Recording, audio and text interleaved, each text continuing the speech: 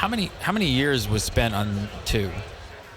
It worked out to about 2 years in total, So start to finish. So you spend like 2 years of your life, day in and day out, just over every little nuance of this. What's it like day of launch? Like you build all that stuff up. Actually, here's a better question. So I'm wondering if it's like a great band. You hear bands like the Beatles or the Rolling Stones when they're in the recording studio.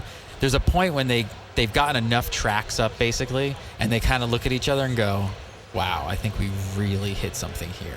Was there that moment, probably during Mass Effect 1, that really it just clicked and the whole team just sort of looked at each other and was like, or do you always kind of have that doubt until it actually goes out and becomes something bigger than what you guys thought? Well, let me answer that question separately for Mass Effect 1 and Mass Effect 2. So for Mass Effect 1, we knew we had made something really, really amazing that had never been made before, but we weren't sure exactly how it would be received.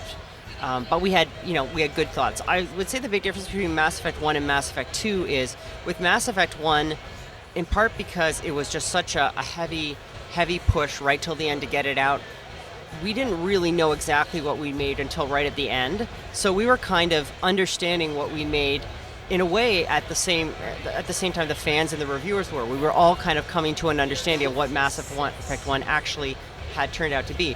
With Mass Effect 2, we were much better organized, and we knew we had like I would say probably around midway through the project, we realized that Mass Effect 2 was going to be fundamentally a much, much better game than Mass Effect 1. When I say a much better game, I mean overall, because it's a very different game, which means that for some people, Mass Effect 1 might actually be a better game for them. But overall, we knew that Mass Effect 2 was going to be a bigger, more successful, more polished game, and that was around midway through the project. So when Mass Effect 2 was released, what we were really trying to find out is, okay, well, now it's going out there, what is the reaction going to be? Because there's so much that you don't have control of when you release a game out into the market. It can just be like world events, like something could happen that distracts people from video games for a couple weeks. Right. And then you have no control over it, and it's just some outside force that completely affects everything you've worked on for 2 years. Yeah, like people hear, the name BioWare, okay, super big studio, everyone revolves around them. We're still prey to just marketing forces out there. And whenever you launch any game, you have basically about 2 weeks to make it a success. And if it's not a success in that 2 weeks, it will pretty much never be a success. So how scary is that? You're like, oh my God, I hope nothing happens on day of release. Yeah. Things went relatively smooth. Like there's always, a little kerfuffle here or there. And overall, I would say that we were pleasantly surprised. If anything, we were holding back our expectations a little bit, just so because we didn't want to be disappointed. And in the end, the reaction from fans and reviewers was more positive than we thought it would be. And that's a great moment. I mean, I don't even know if I'm going to have any more moments like that. But the moment where you realize that, as far as critical reception goes, that your game is being received better than you thought it would, that's a great feeling. That's the win, right? Take me to game day launch. What is it like at BioWare? Are you all just huddled around like your laptops and computers and checking every message board, and it's like there is a bit of that. There is a bit of like just refreshing, just hitting F5 over and over. Just what are they saying? Check, see how are the people liking it? Are they hating it? Yeah. And I tend to try and look at reviews in the early days, not because I think reviewer feedback is more important than fan feedback, but what I find is reviewers tend to be more professional about their feedback. Like they'll give, just solid feedback, specific points. Exactly. Hey, this.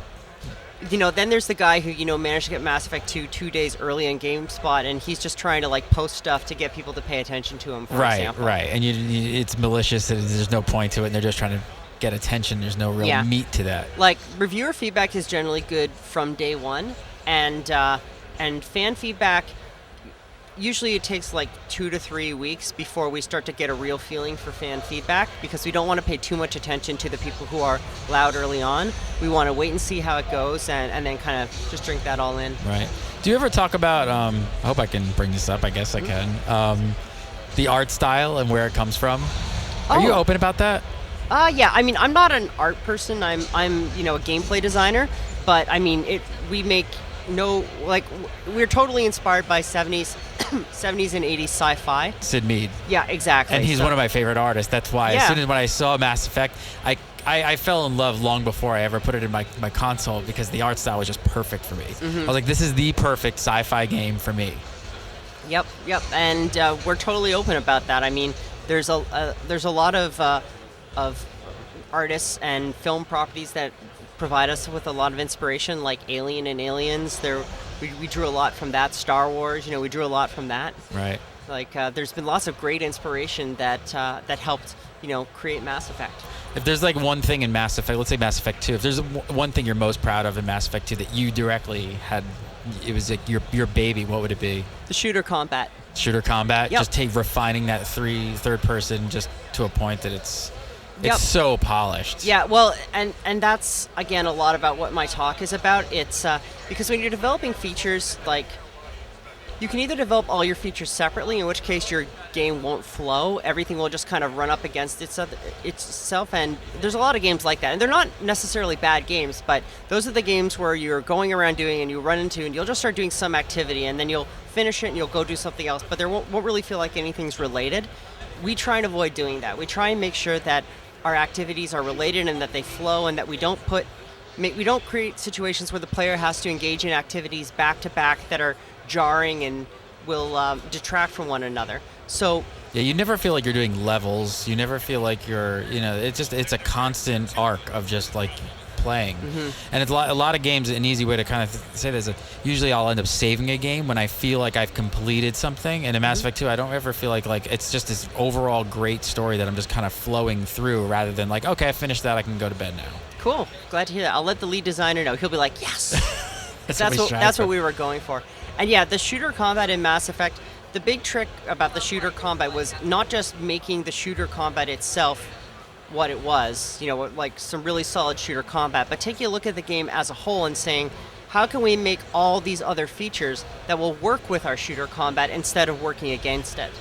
And yeah, that was, architecting that was very challenging, but it turned out really well. Mass Effect 3, I think, will turn out even better. So.